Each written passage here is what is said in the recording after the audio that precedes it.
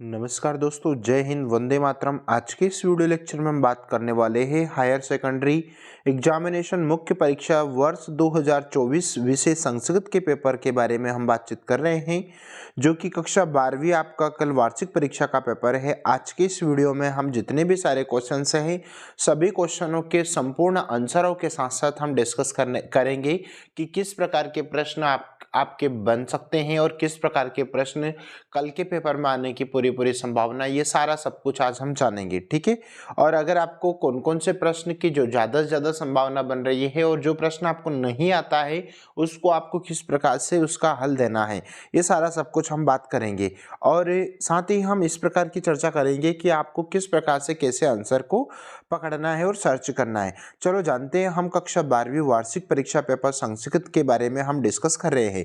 दोस्तों, आपका 80 नंबर का पेपर होगा। आपको 23 क्वेश्चंस कल देखने को मिलेंगे। पहले पार्ट में आपको यहाँ यानी कि दोस्तों आपको पहला जो क्वेश्चन पेपर में प्रश्न देखने को मिलेगा, यानी कि 7 नंबर के आपको प्रश्न देखने को मिलेंगे, जो कि इस प्रकार के आपके संभावित प्रश्न होंगे। ठीक है। अब यहाँ पर दोस्तों आप जानेंगे कि पहला प्रश्न आपका यहाँ पर किसी भी प्रत्यय का, यानी कि यहाँ पर आपको 4 प्रश्न प्रत्यय से पूछे जा रहे हैं।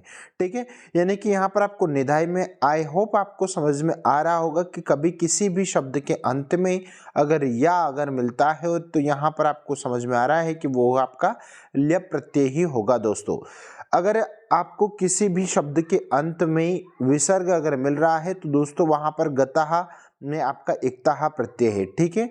यहाँ पर श्रुत्वा में बिल्कुल क्लियर लग रहा है दोस्तों कि यहाँ पर आपका कृत्वा प्रत्यय होगा।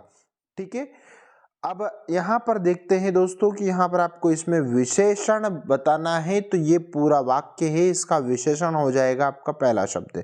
देखो, आपको विशेषण और विशेष्य की परख भी रखना पड़ेगी, और साथ ही आपको प्रत्यय के जो भी आप शॉर्ट ट्रिक से समझ सकते हैं वो ट्रिक आपको इस्तेमाल करना होगी। जैसा कि हमने देखा है कि अगर थोड़ा बहुत हम जजमेंट लगाते हैं कि यहाँ पर जो ऑप्शंस दे रखे हैं उस हिसाब से अपन आंसर समझ रहे हैं। दोस्तों, यहाँ पर हम देखेंगे कि अगला प्रश्न में आपको विशेष पद बताना है, तो दिलीप आपका विशेष पद हो जाएगा, क्योंकि राजेंद्र तो आपका कर्ता हो गया और ये ही आपका विशेष पद हो गया। ठीक है। अब इसके बाद में यहाँ पर आपको इस पूरे वाक्य में विशेषण बताना है, तो यहाँ पर आपका अल्पज्ञ एक विशेषण हो गया।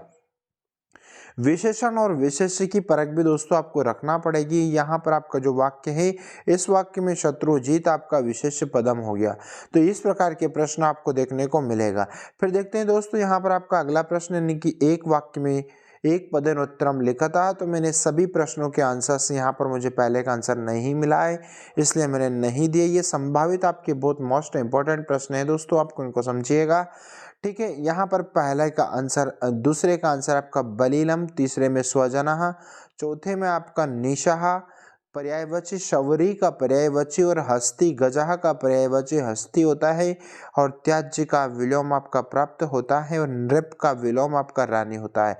तो ये इस प्रकार के संभावित प्रश्न भी आपको देखकर जाना है। दोस्तों, यहाँ पर देखेंगे हम अगले प्रश्न, हमारा प्रश्न क्रमांक 3 आपके सामने वसुधादीपः का समास विग्रह आपका हो जाएगा, यानी कि समास विग्रह से भी आपके प्रश्न बनेंगे। उसके बाद में यहाँ पर बहुब्रीहि समास का उदाहरण सर्च करना, यानी कि वनराज आपका बहुब्रीहि समास का उदाहरण हो जाएगा। ठीक है। उसके बाद दोस्तों देख लेते हैं हम अगला प्रश्न, यानी कि प्रत्ययम में आपको समास बताना है, तो यहाँ पर आपका प्र उपसर्ग आ रहा है।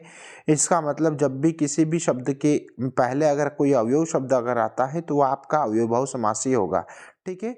आप समास की कुछ ट्रिक्स को समझिएगा। द्विगु समास कब होता है? जब कोई आपका संख्यावाची पद हो, तो यहाँ पर आपको द्वितीय से लगाकर तो सप्तमी अगर विभक्ति अगर आ रही तो तत्पुरुष समास होगा। कर्मधारय में आपका विशेषण विशेष्य होगा दोस्तों, और अव्ययी समास में आपका प्रथम पद उपसर्ग या अव्यय होगा, तभी आपका अव्ययभाव समास होगा। यहाँ समझ सकते हैं हम पति पत्नियों में आपका पति चा पति पत्नी चा, यानी कि इसका विग्रह होगा दोस्तों। उसके बाद में यहाँ पर हम देखते हैं अगला प्रश्न, यानी कि डा वाला प्रश्न, अधोलिखितेषु अवयव पदम अस्ति, तो अवयव पद बताना है। यानी कि देखो, ये तो आपका धातु हो गई, लेश, ये सब धातुएं हो गई, लेकिन चा आपका अवयव हो गया। तो दोस्तों, आपको यहाँ पर जब जो भी आपके 22 उपसर्ग शब्द हैं और अवयव शब्द हैं, इनकी समझ आपको रखना पड़ेगी, क्योंकि आप एमपी बोर्ड की 12वीं परीक्षा की तैयारी कर रहे हैं और आप एमपी बोर्ड की 12वीं कक्षा में बैठ रहे हैं। उसके बाद में यहाँ पर आपको बताना है अवयव नास्ति, इस बात का ध्यान रखिएगा, संस्कृत में ना शब्द को समझिएगा। ना शब्द और नास्ति शब्द हमें कहीं बार कंफ्यूजन करता है। हम जल्दी जल्दी में यदा कदा तदा लगा देंगे, गलती कर बैठोगे, ठीक है, गच्चा खा जाओगे बच्चा। तो यहाँ पर आपको क्या करना है कि यहाँ पर ना अस्ति आया, यानी कि इसमें आपको अवयव पद नहीं है, तो पता है दोस्तों आपका इसमें अवयव पद नहीं है। उसके बाद में इसमें बताना अवयव पद है, तो यहाँ पर आपका यत्र तत्र सर्वत्र ये सारे के सारे आपके अवयव पद हो जाएंगे। उसके बाद में दोस्तों यहाँ पर देखेंगे प्रश्न क्रमांक 4 आपका यहाँ पर सही युग्मालयनम कुरुतः करना है। आई होप आप मैंने सारे के सारे क्वेश्चनों के आंसर लगा दिए हैं, आप इनको समझिए। देखो छायो एक मात्रा जब भी किसी भी शब्द के अंत ऊपर अगर आती है तो वो आपका गुण संधि का ही उदाहरण होगा दोस्तों। यहाँ पर आश्रित आपका क्या हो गया, ये लग लकार का उदाहरण हो गया। एकेन प्लस अपि, यहाँ पर क्या हो गया, ये आपका दीर्घ हो गया। एकेन प्लस अपि दीर्घ हो गया, है ना। यह आपका व्यंजन संधि का उदाहरण हो गया। और यह प्रहर्ति आपका लट लकार हो गया, प्रहर्ति प्रहर्ता प्रहंती। का प्लस सत्र विसर्ग संधि का उदाहरण हो गया। उसके बाद दोस्तों यहाँ पर देखते हैं आम और ना बताना है। पहला आपका ना हो गया, दूसरा आम हो गया, तीसरा ना हो गया, चौथा आम हो गया, पांचवा भी आपका आम हो गया। फिर यहाँ पर आपको ये प्रश्न उत्तरे है ना, 2-2 नंबर के प्रश्न उत्तरे, कुछ क्वेश्चन के आंसर्स मैंने लिख दिए, आप इनको देखते जाइए, आगे बढ़ते जाइए, ठीक है। 6 का मैंने OR सोल्व किया है, 7 के दोनों क्वेश्चन के आंसर सोल्व कर दिए हैं। उसके बाद में 8 के मैंने दोनों प्रश्नों के उत्तर आपके सोल्व कर दिए हैं, 9 के भी दोनों प्रश्नों के उत्तर सोल्व कर दिए हैं।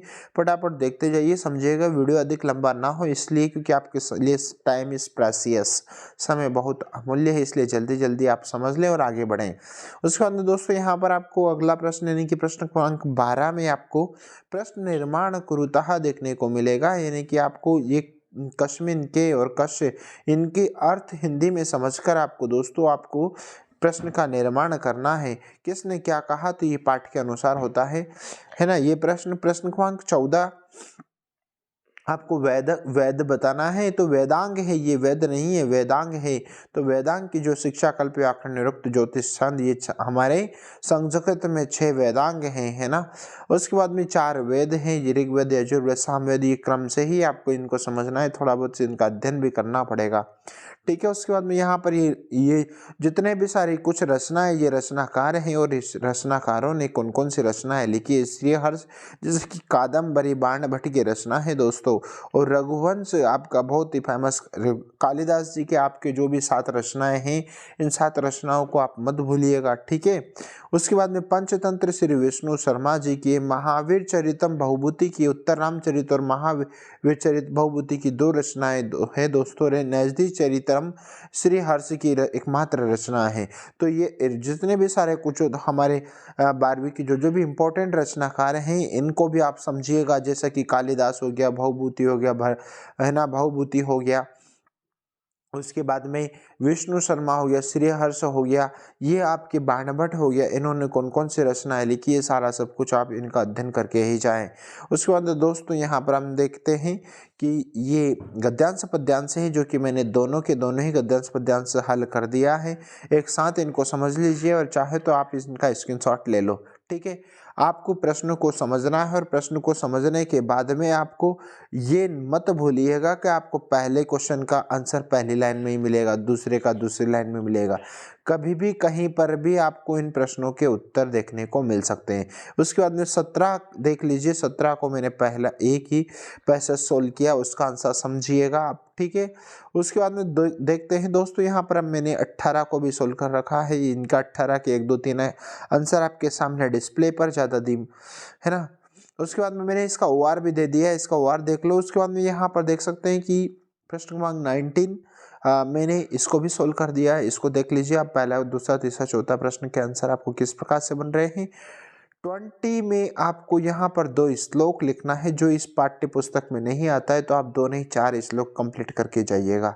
उसके बाद में यहाँ पर प्रश्न क्रमांक 21 मैंने सोल्व कर दिया, इसके आप क्वेश्चन देख लीजिए, पहला, दूसरा, तीसरा, चौथा, पांचवा। देखो यहाँ पर पहला प्रश्न का आंसर मिल रहा है, तो यहाँ पांचवा आ गया और यहाँ चौथा आ गया।